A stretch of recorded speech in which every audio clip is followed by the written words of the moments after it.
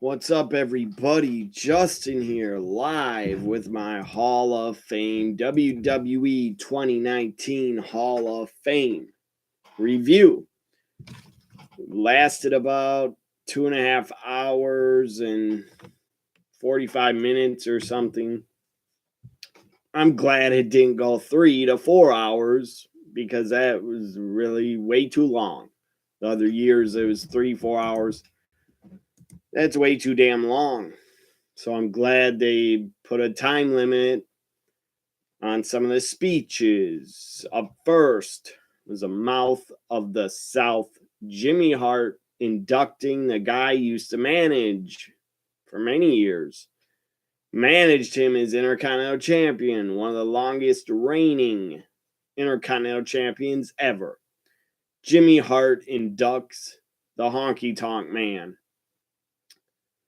Now look, the Honky Tonk Man was never a great wrestler, never a great worker, but he didn't have to be. The guy had a great gimmick. He had a fantastic gimmick. Honky Tonk Man had a really good gimmick. That's all he needed. The guy was really super hated, and the guy was a good heel. Like him or not, you got to admit the Honky Tonk Man was a good heel. He had a good speech. He left it short. It was short and sweet. Glad he didn't go on too long. Jimmy Hart really spoke really fast. Barely didn't say much when he inducted him.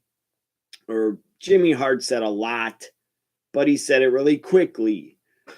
So Honky Tonk Man comes out, puts over the WWE a lot, puts over the company, and says a Honky Tonk Man character was so over, and kind of like trying to give himself credit for the gimmick and the character getting over. I disagree. Yes, Honky Tonk Man had to play the character, and he played it damn well. But the WWF made him a superstar, in my opinion, because they put him on TV and hired him. So Honky Tonk Man, then Jimmy Hart says, "Do you want to perform your hit? Go ahead, Honky." I almost thought they were going to invite Greg the Hammer Valentine up into the ring to do a honka honka honky love with the Honky Tonk Man to perform that. That would have been pretty damn funny. And that was ridiculous when they put Greg Valentine with Honky Tonk Man and they had him dye his hair jet black. That was pretty damn funny. And their performance at WrestleMania 6, that was the absolute shit. I'm sorry. It was hilarious because it was so bad. But I don't hate the Honky Tonk Man. I never have. Never hated him. As a kid, I didn't like him because as a kid, I booed every single heel. I booed. How times have changed. Now, as an adult, I cheer just about every heel. Almost. Or I like a lot of heels. So Honky Tonk Man then performs his song, The Honky Tonk Man. That was a pretty good, funny, good moment to end his speech. Up next, Tori Wilson getting inducted. I didn't know. I thought Tori's inductee, the person I was going to induct, Tori Wilson, I thought the person I was going to induct Tori, I thought for sure it was going to be Victoria. I thought Victoria would induct Tori Wilson. That did not happen. Tori Wilson's inductor was the smoking hot. My God, if I miss seeing her. My God, if I miss those long legs. She's got legs and she knows how to use them. Stacy Keibler appears, inducts Tori Wilson. They're good friends still. They came to WWF together. They're probably, I don't know if they were close in WCW, but they came in together like at the same time in the WWF as part of WCW invading.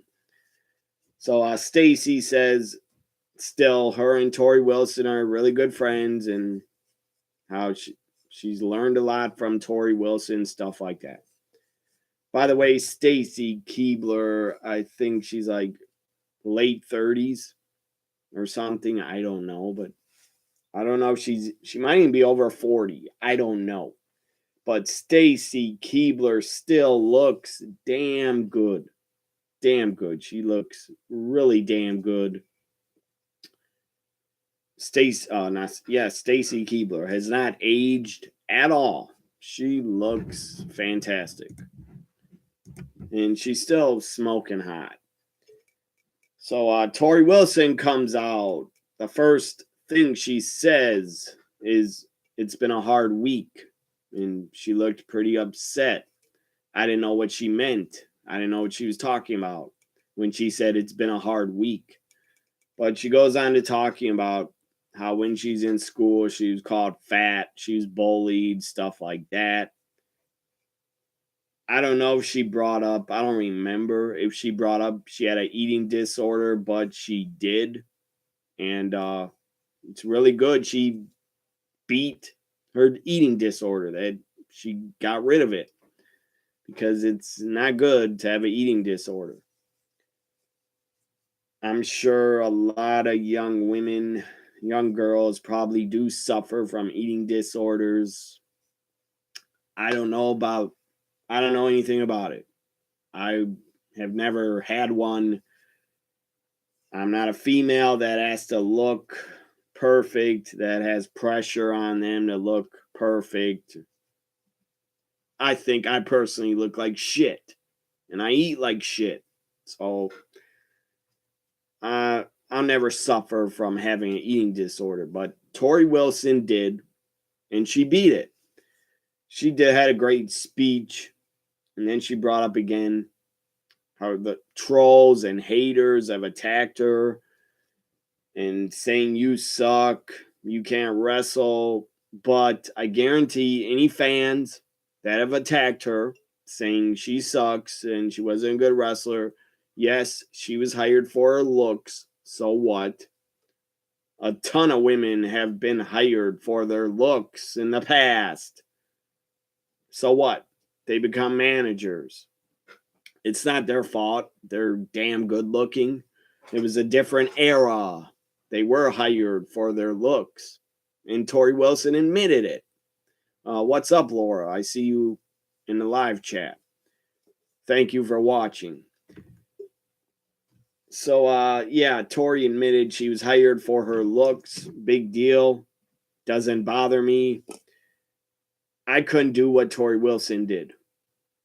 I couldn't do what she did. She traveled the world probably many times over. That's a hard life, being on the road, being a wrestler. She took bumps. She tried to get better. She did everything she could in wrestling to try to get better. You got to give Tori Wilson credit for that.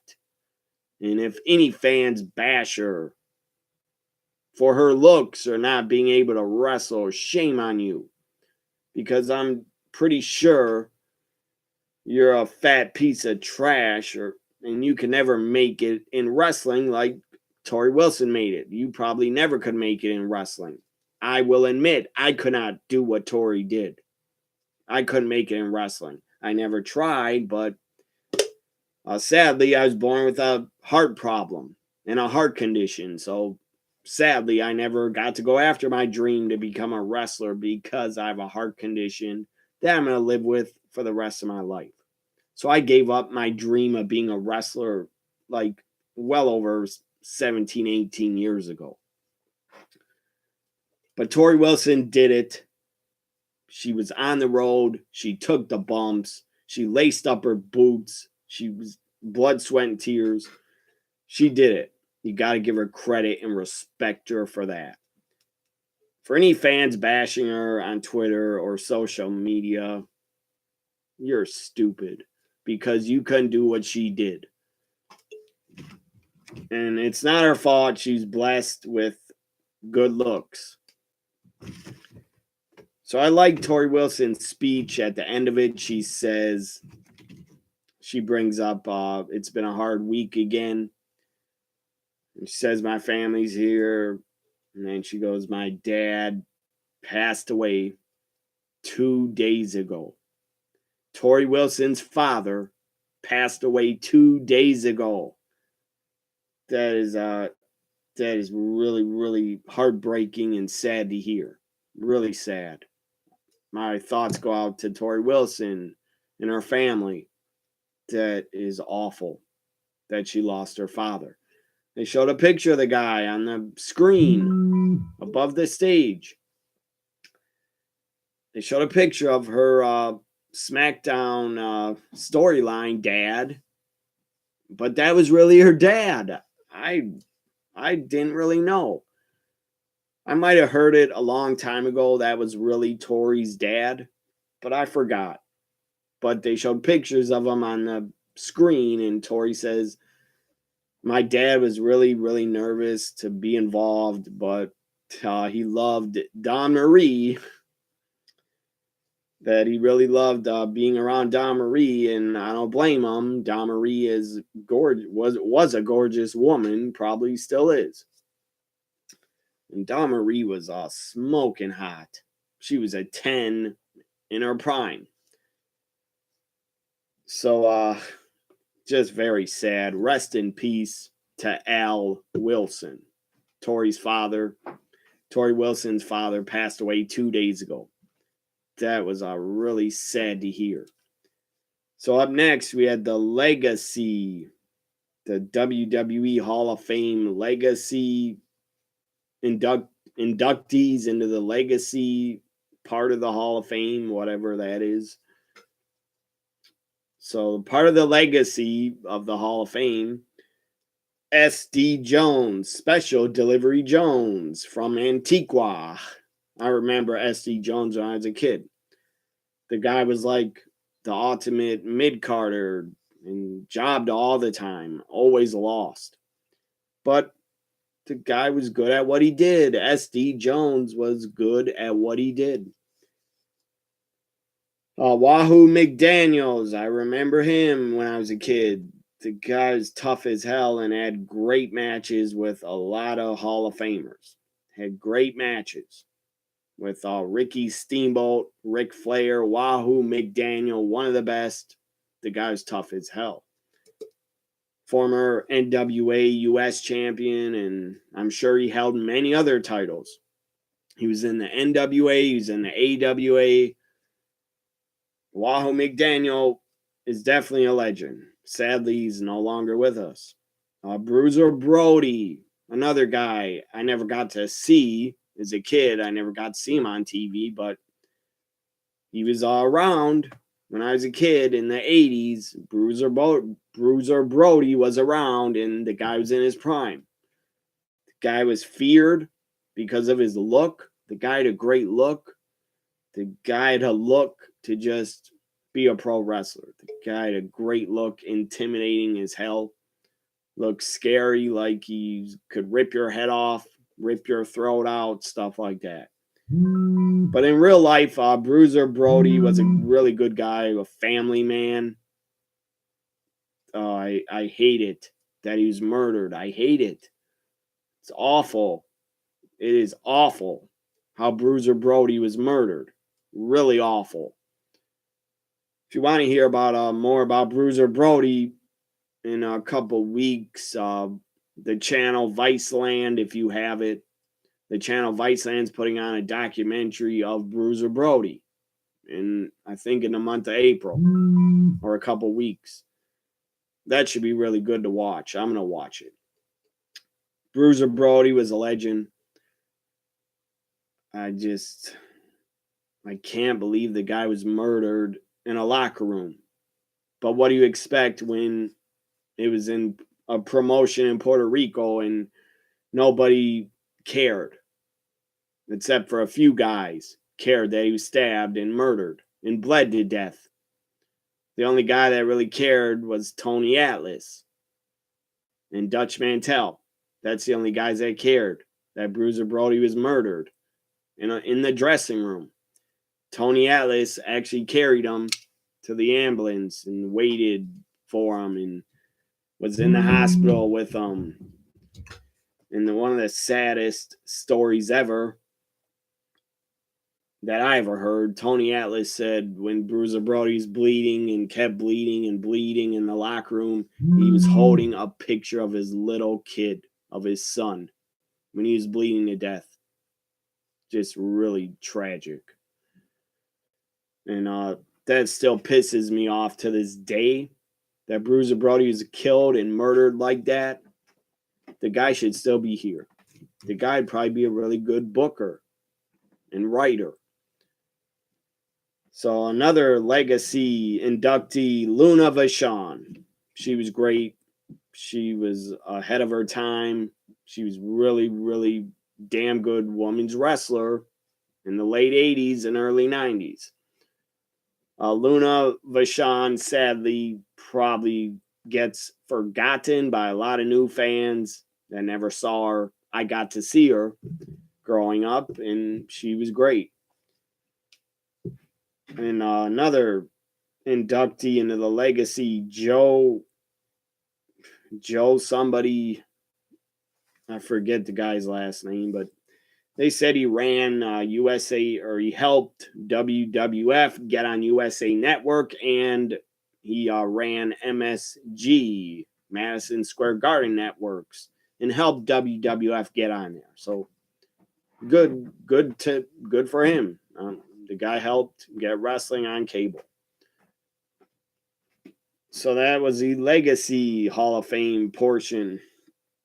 Now, the Hart Foundation. Hart Foundation inducted next. Bret the Hitman Hart comes out with Natalia. They did not have someone induct them. Natalia just talked for her father and tried to say what she thought her father, the late, great Jim the Anvil Neidhart, Natalia tried to talk for him. And she tried to think to say what he would say. She did a really good job. And then Bret Hart. And it was really just, it got really sad. I got really sad when Natalia said her last text from her dad that she ever got, and she read it, was something like, I don't know it word for word, but something like she was telling her dad, you should really write a book. You played in the NFL. You were a shot, whatever that's called. In high school, he broke records for shot put. I think it's called that. He played in the NFL. He's a pro wrestler, part of one of the greatest tag teams in WWE history, especially in the 80s, the Hart Foundation. He was also a part of the Hart Foundation in 1997 when they were a heel faction. So Natalia says the last text she got from her dad said something like, the proudest thing I ever did was be a father to my 3 girls and be a wrestler for the WWF. That was really sad to hear. That was sad.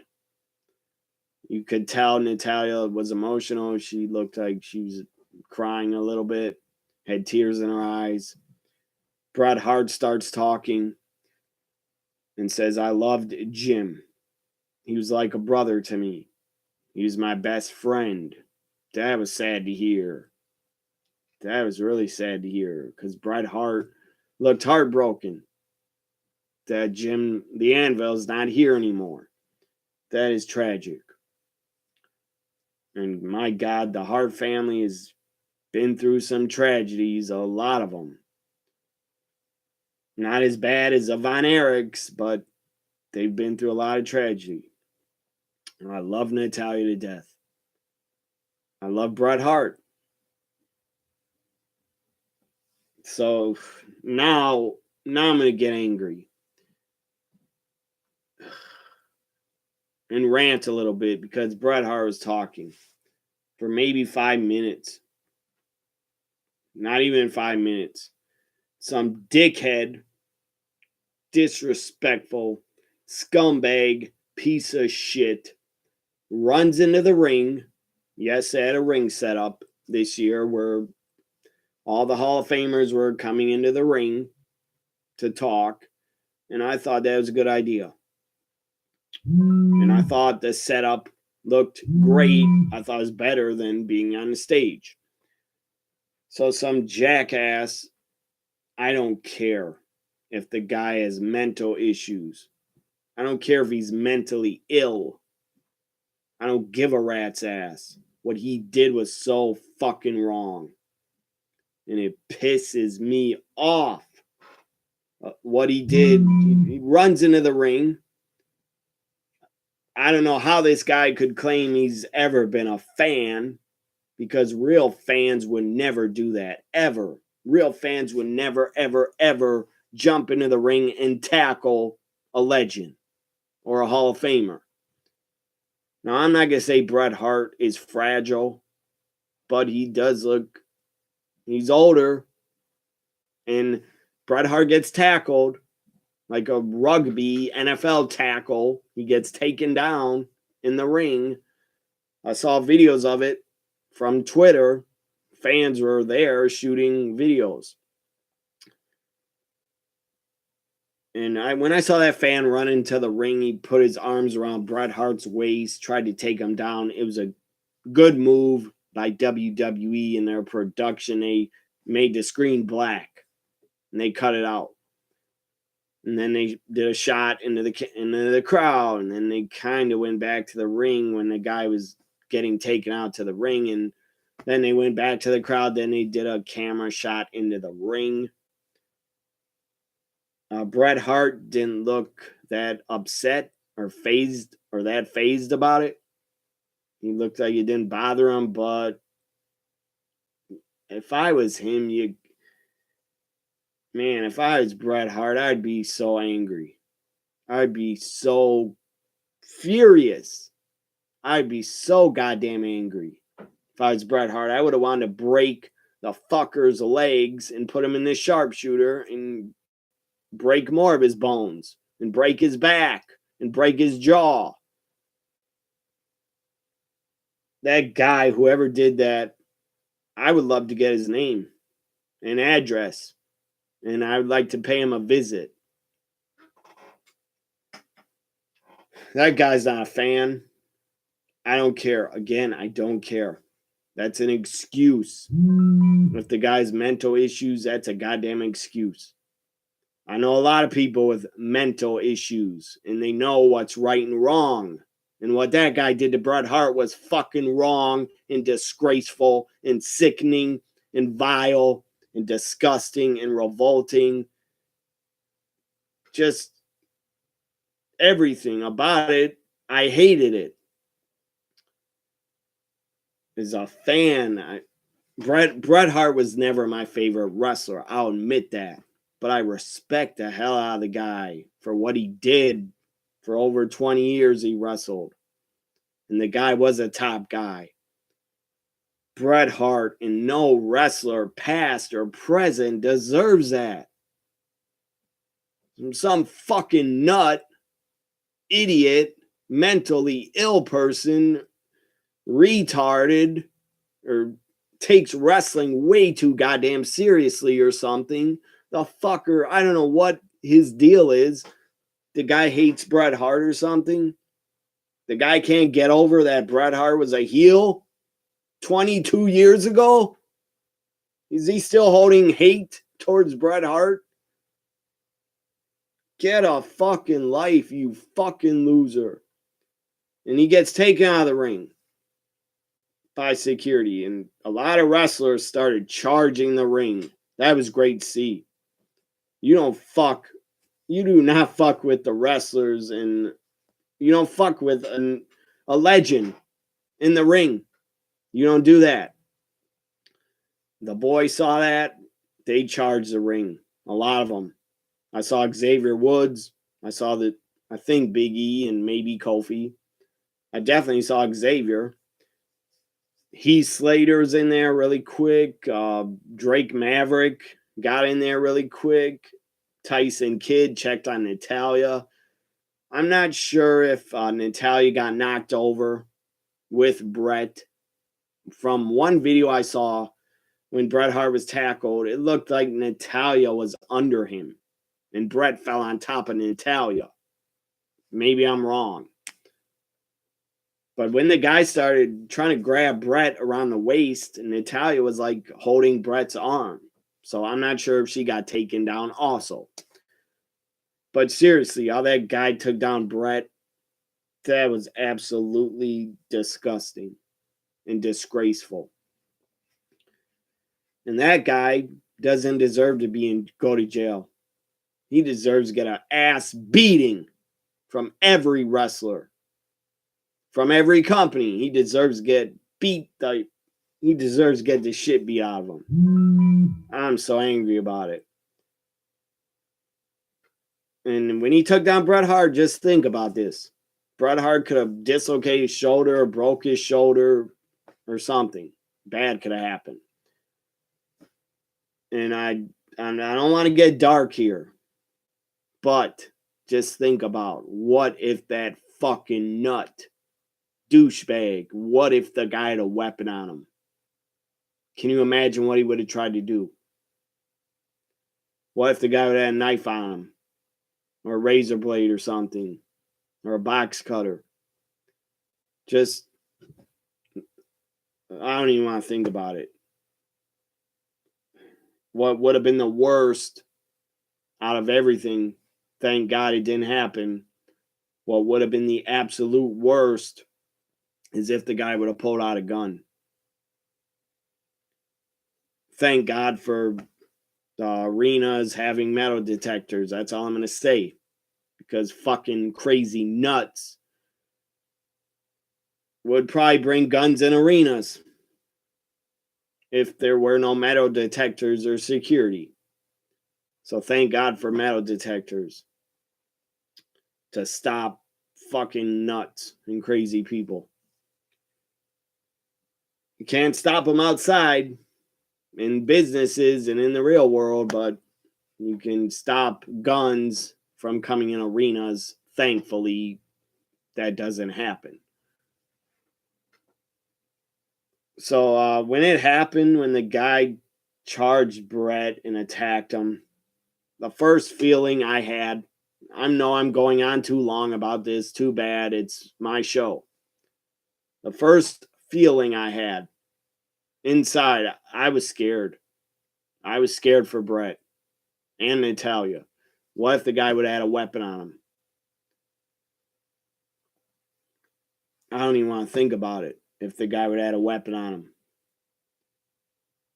It was really, it was scary to watch. I was scared. Even when they took the guy away and the fans were chanting asshole at him.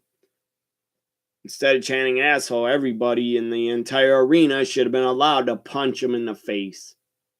And after he's taken out of the ring, Dash Wilder, I believe is Dash Wilder of the Revival.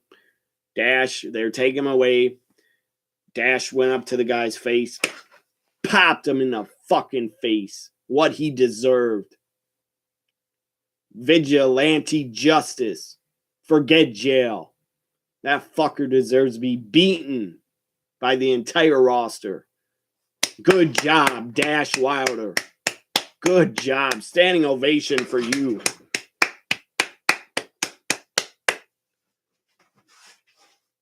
I'm glad Dash did that. That guy that did that to Bret, you're a fucking coward. I wish you lived in my city so I could find out where you lived and bring you some vigilante justice. I'm not talking about killing the guy. I wouldn't go that far. I'm not a killer. Never will be. But that guy's a fucking coward. To do that to Bret the Hitman Hart, a legend, a Hall of Famer, that was disgusting. And that, I have not been that angry in probably years. As angry as I got when I saw that guy do that to Bret Hart. You're a coward. Fucking coward. To take down a old wrestler. You're a coward. Oh man, I wish you would try to take me down when I can see you coming. I wish you would try it. I would love to knock you the fuck out. Okay, now that I got all the anger out of me, that guy doing that almost ruined the Hall of Fame. It almost ruined the whole show for me. So then Bret Hart continues, and he actually made a joke and said in the 80s, stuff like that happened all the time, or something like that. Bret describes how him and Jim the Anvil loved. Bret Hart says he loved being a heel. He loved it. He really loved being a heel. And that he put over King Kong Bundy, gave him respect. Rest in peace, King Kong Bundy. He put over Jimmy Hart, Dangerous Danny Davis, who was a part of the Hart Foundation for a little bit. And Danny Davis was really hated. The crooked referee who was banned for 10 years plus life. Bret Hart put him over because he was really hated. He screwed the British Bulldogs out of the tag titles, and so the Hart Foundation could become champions. He put over the Rockers as a great team that they had great matches with. He put over the Rockers, the Brainbusters, Demolition. He put over a lot of great teams, the British Bulldogs. I don't think Bret brought up the Powers of Pain. I don't think he did, and they weren't that good of a tag team. The Barbarian was damn good and tough as hell, but Warlord, not that good. So Bret Hart spoke after that cowardly act. Bret Hart spoke for about 10, 15 more minutes, told a lot of awesome, great stories, and then it was over. So after the attack, as I said, Drake Maverick was in the ring. Tyson Kidd checked on his wife, Natalia. She looked really shook up.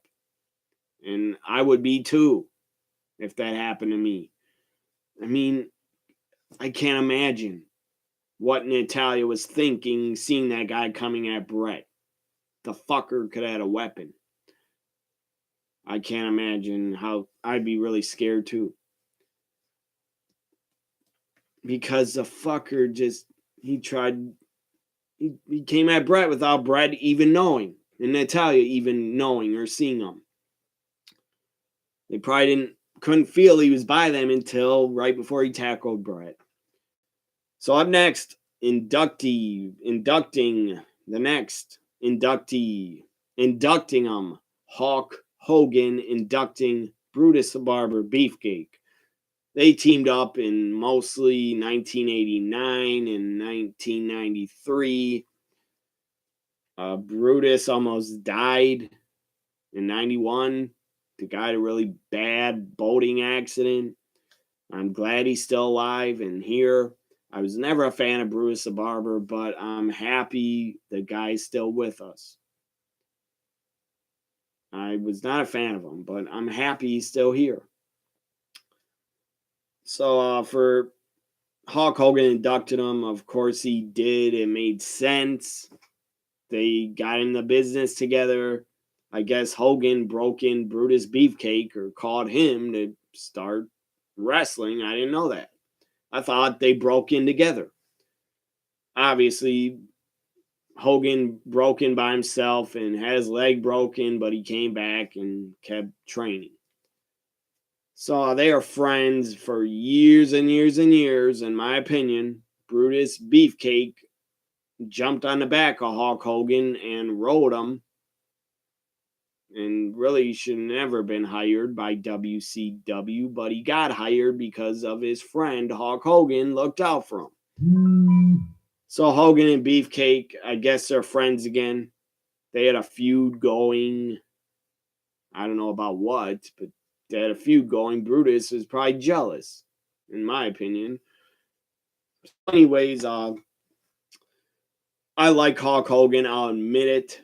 I still like the guy. The guy was a wrestling god, wrestling hero to me growing up. Hulk Hogan is the reason why I'm a wrestling fan. I still like the guy. I still support the guy. I'm giving him a second chance. And if you don't want to give him a second chance, that's your problem. I don't really care what you think. I like the guy still, and I think he's a good person. I mean, the guy does a ton. I don't have to defend what he does, but the guy does a ton of charity work. Boys and Girls Club, Make-A-Wish. He helps out tons of kids in his community. No matter what race they are, it doesn't matter. My opinion, Hogan is a good guy. Now, in wrestling, maybe you can say he was not a good guy because he buried a lot of people and played politics. So what? That's the wrestling business. A lot of it is playing politics and sucking up. So, anyways, I like Hulk Hogan. I always will, unless a guy murders somebody. I don't believe he's a racist, and I'm giving him a second chance. So, anyways, NWO for life, by the way. So Brutus Beefcake comes out, doesn't talk that long. He looked like he's kind of lost on stage. I understand the guy's been in WWE and appeared on camera since 1993. So maybe the guy wasn't used to being on camera. I don't know, but he looked kind of nervous. And he just, during parts where he was talking during his speech, he just looked like he stopped talking and didn't know what else to say. Maybe he's nervous. I don't know. But Brutus Beefcake, the only reason you're in the Hall of Fame is because of your friendship with Hulk Hogan, in my opinion. Again, you rode Hogan's coattails forever, for your whole career. I mean, at least I'll give Brutus, I'll defend him a little bit. At least he was a tag team champion in WWF. Coco Beware has gotten in the Hall of Fame, and that guy never held a title. Nothing against Coco, but the guy was never even a champion. So up next, we have inductee John Cena. First, Dana Warrior had to talk, giving out the Warrior Award.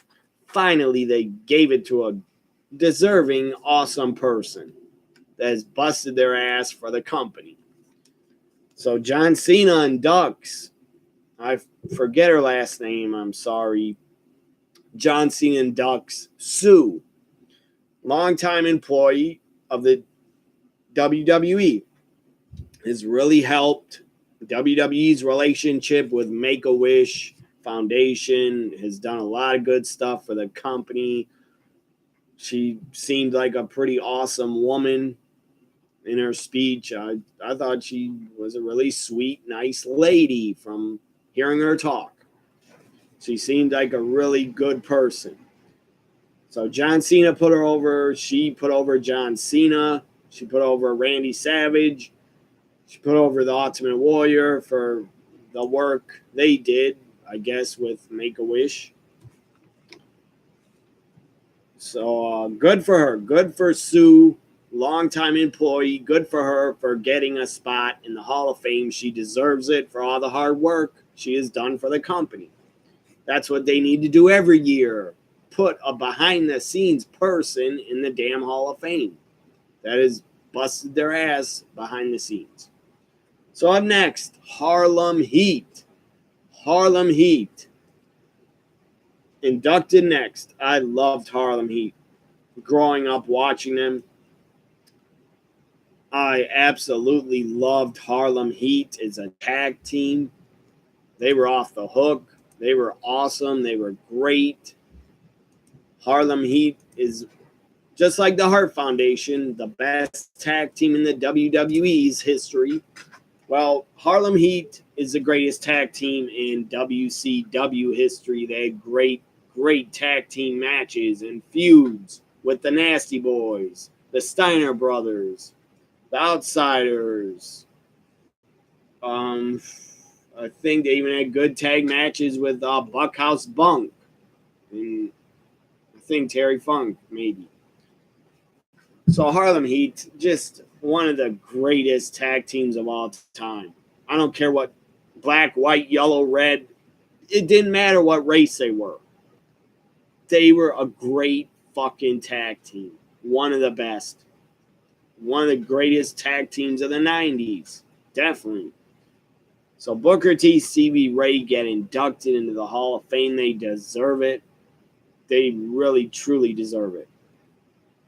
I don't care if Stevie Ray's never worked for WWE. The guy was a part of a legendary tag team. He should be inducted. Just like the Freebirds were inducted and the Von Erichs. They never worked in WWF and they got inducted. So next, the main event. The headliners, the showstoppers. D-Generation X. DX. Inducted into the 2019 WWE Hall of Fame next. And China. Most importantly, China was a huge part of D-Generation X. She really was. Shawn Michaels said, might have been, I think it was Shawn Michaels said, if it wasn't for China, DX would have never been worked as good as it did without China. And I agree. She was like the bodyguard, the enforcer, the badass manager that could kick ass, kick any guy wrestler's ass. China looked legit scary and tough when she first started. And then in 98, 99, she was entertaining as hell. The stuff she did with Mark Henry, Jeff Jarrett, she was the first woman ever to enter the Royal Rumble in 1999. China was damn good at what she did. She was damn good at entertaining.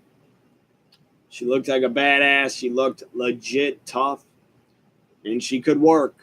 She wasn't the greatest wrestler or worker, but she could still work. She wasn't a bad worker at all. She was a lot better than a lot of women. China was a lot better than Sable and Sunny, and China was really good. So X-Pac put over China. Triple H put her over. Triple H looked like he was about to cry when he talked about her.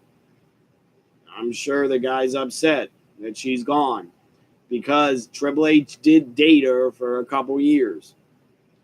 The guy was in a relationship with her. His tears, I believe, were real. I do believe they were real tears and real sadness. Because if China was not, if she was still here and not messed up on drugs or alcohol, if she would have been here, she truly would have been really happy, I believe. She would have had a big smile on her face, really happy to go into the Hall of Fame. It's a true shame that she's not here. Sadly, she's not here. So DX, the crowd's chants, thank you, China, chants, you deserve it, chants about China. Billy Gunn, the guy does not age. Just like Tori Wilson, Stacy Keibler don't age. Billy Gunn does not age. That guy looked great. Like he's still like 35 years old. I mean, the guy looked pretty jacked under his suit. Like he could still go. Still looks in his prime, does Billy Gunn. I was a huge fan of badass Billy Gunn. I was a huge fan of him. Back in 98, '99, I thought the guy should have been WWF champion at one point. That's how good I thought he was. And he was really good. Billy Gunn, damn underrated talent. So Billy Gunn starts speaking.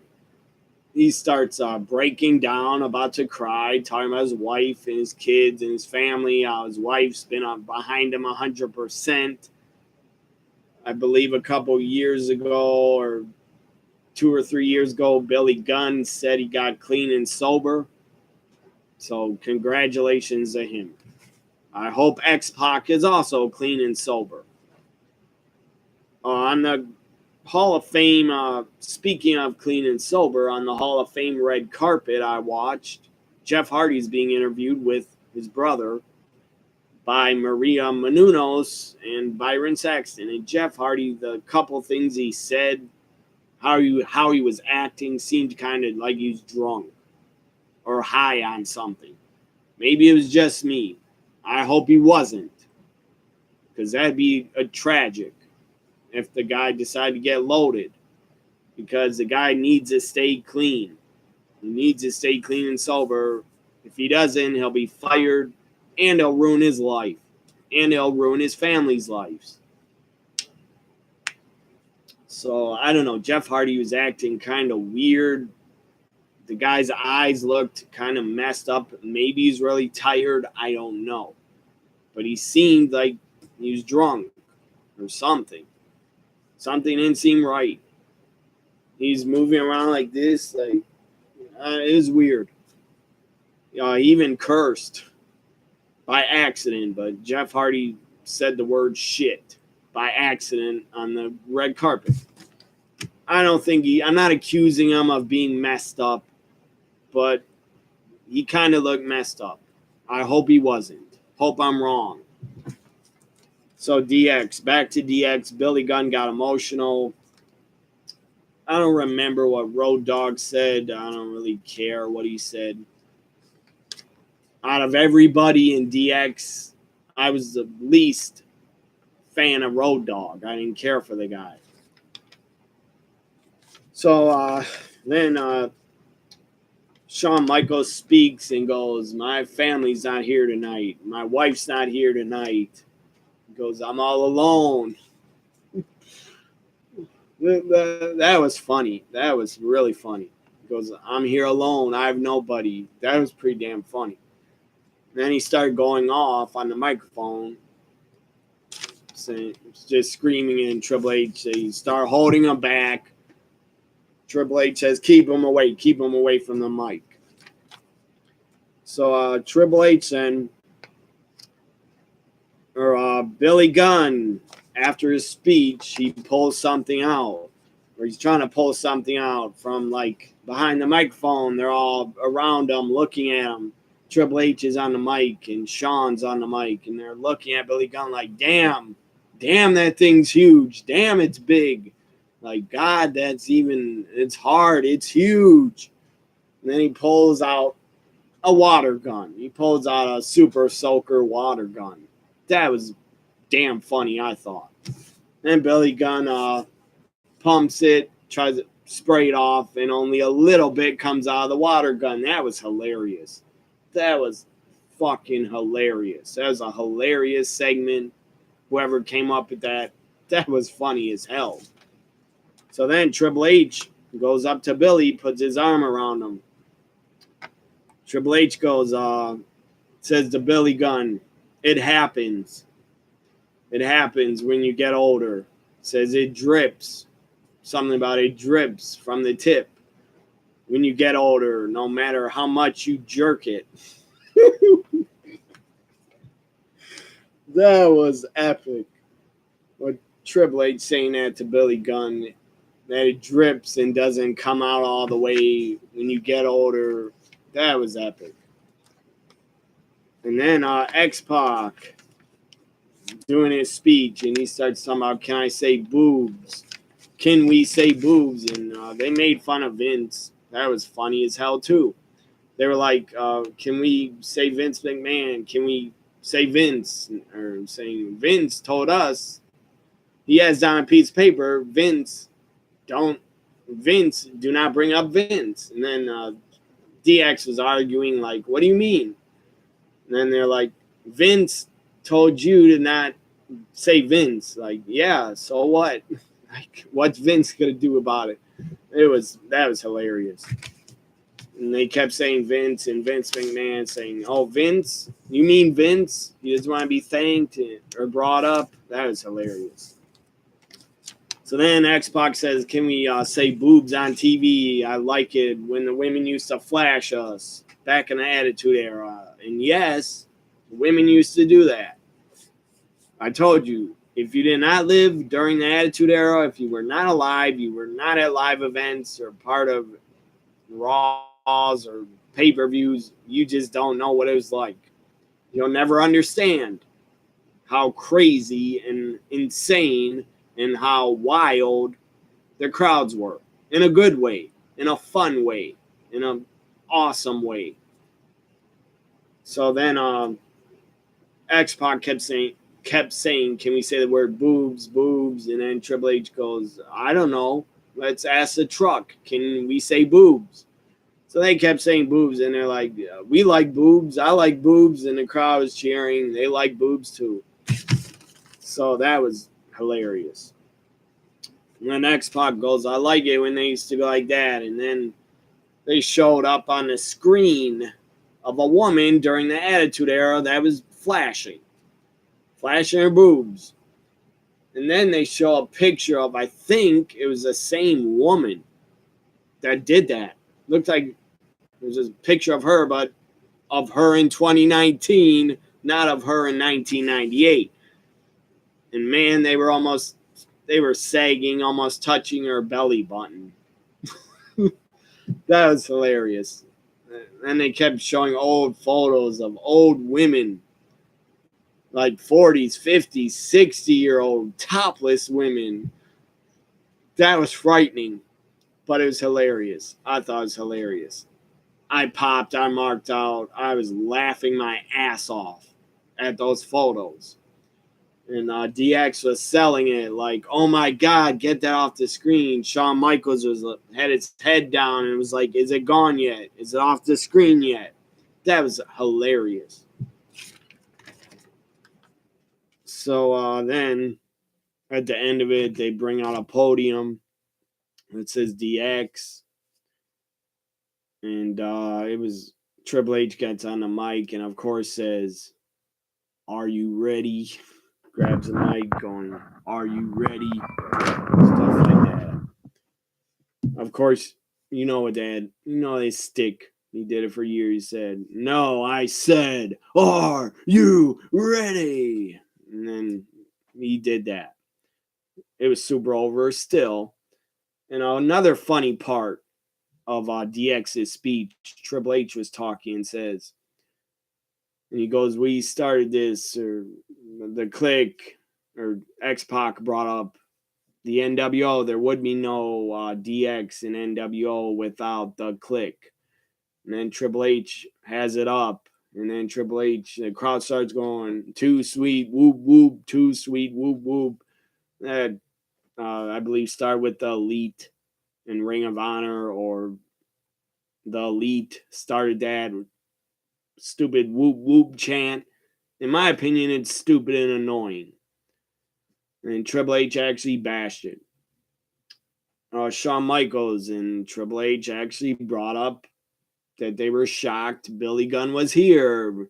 And then someone, I think it was Shawn Michaels, said about Billy Gunn, he goes, he says, "Aren't you all in?" That was funny. Bringing up the competition. Even though AEW is not competition yet. They're not until they start a TV show. That is weekly TV. So then Triple H has a too sweet up and goes, "Yeah." He goes, "I don't get the whoop whoop." He goes, "I think that's pretty stupid." He goes, "I think ours is a lot cooler." And Triple H says, "This is too sweet for life." That was cool. And I agree with Triple H. The whoop whoop is stupid. I think it's stupid as hell. Just stick to saying too sweet. Just stick to that. So DX, China in the headline, the 2019 Hall of Fame. I enjoyed this show. It was really good that it was not 3 hours. This review wouldn't have been this long, but I had to rant about the scumbag piece of shit that attacked Bret Hart. Thank God Dash punched the fucker in his face and the guy fell to the ground. Thank you, Dash. Thank you. So, the 2019 Hall of Fame is in the books. I really enjoyed it. I enjoyed everybody's speech. Brutus the Barber Beefcake to me was boring, but I enjoyed everybody else's. Hope you enjoyed my Hall of Fame review. Tomorrow is a special day, very special day to WWE fans, hopefully wrestling fans around the world. Tomorrow is WrestleMania 35. I'll be doing a lot of live reactions on a live stream for a few matches. And I'll be doing a live review of WrestleMania 35. It's less than 24 hours away. I'm hype. I'm excited for it. I can't wait for it. Hope you enjoyed my Hall of Fame review. Bye for now, everybody.